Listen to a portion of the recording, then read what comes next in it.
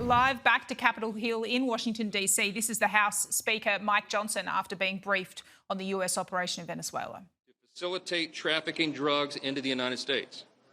These activities were conducted in coordination with designated narco-terrorists and transnational criminal organizations that are very dangerous, directly threatening the U.S.'s sovereignty and public health and national security. The Biden administration, the previous team, offered a $25 million bounty for information leading to Maduro's arrest, following a successful 2020 indictment. Maduro had multiple opportunities to change course and cooperate with international law enforcement, and he chose not to do that. And now he's going to face the full force of American justice on U.S. soil. Congress continues to exercise oversight of U.S. military operations and closely track the situation. Tonight's briefing to the Gang of Eight was a part of that. This briefing was the 20th bipartisan briefing on military operations involving Venezuela so far. The administration has scheduled an all-member briefing on Wednesday, and I don't know if it's confirmed while we were in there, but it will be midweek.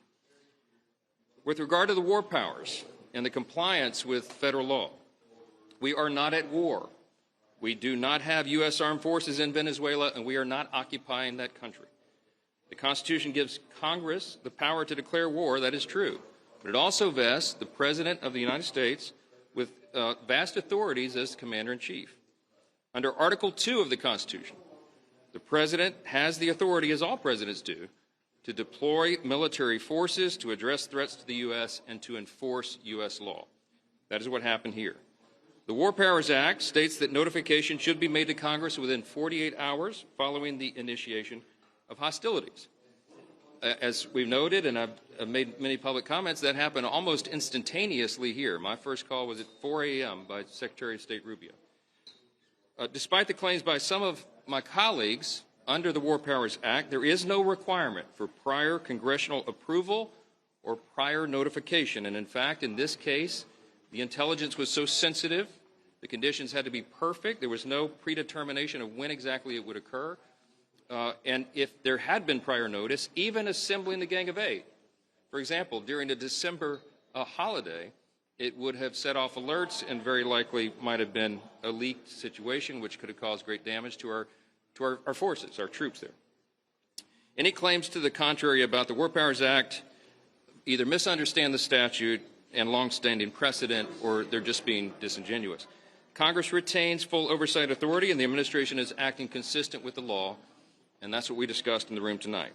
I'll close with this. With regard to international law, there's been a lot of question about that. It is important to point out the United States has never accepted any interpretation that the UN Charter limits the use of force solely to responses to armed attacks.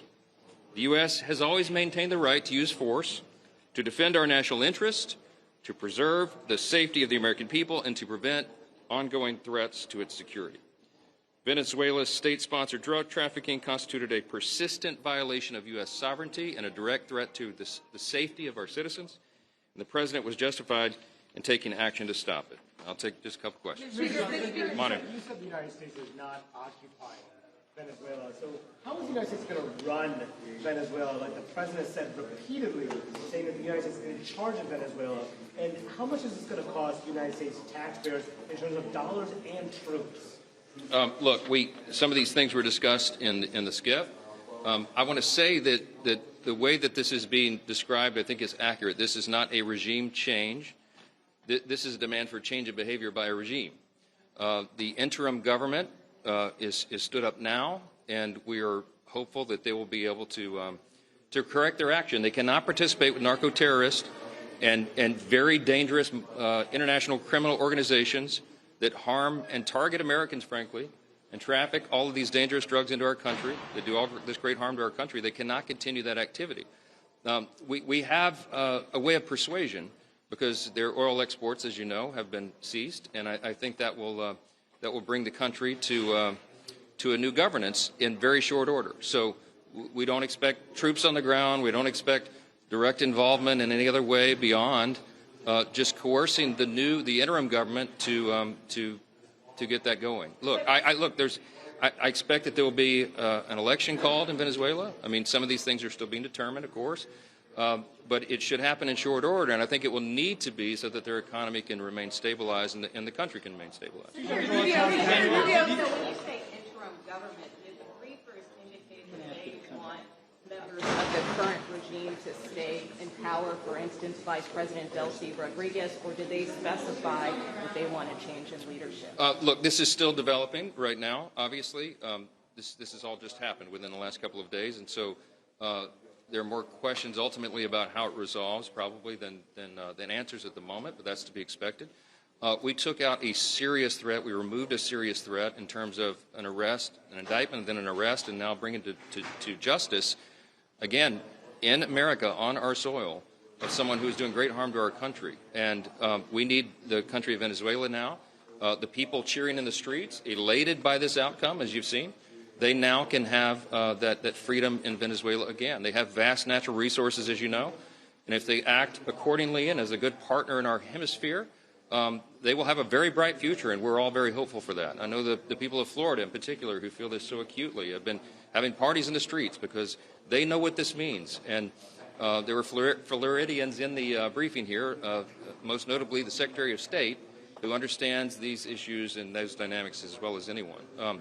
Look, I can tell you, as Speaker of the House, as a person who's in charge of defending Article I powers, I'm just going to insist to you that those have not been traversed in any way by what happened here. The President used his authority under the law. He did so in a way that caused no casualties on the American side and got the job done with exquisite intelligence and extreme precision that can only be done by the U.S. That's why we are the world's great and last superpower, and we stand for justice, and you're going to see that meted out here. It's overdue, and everyone will be safer because this has happened. So stay tuned for the further developments. That's the US House Speaker Mike Johnson leaving that press conference there on Capitol Hill, defending the decision by the Trump administration not to brief the so-called Gang of Eight, the top Republicans and Democrats in Congress prior to the US military action.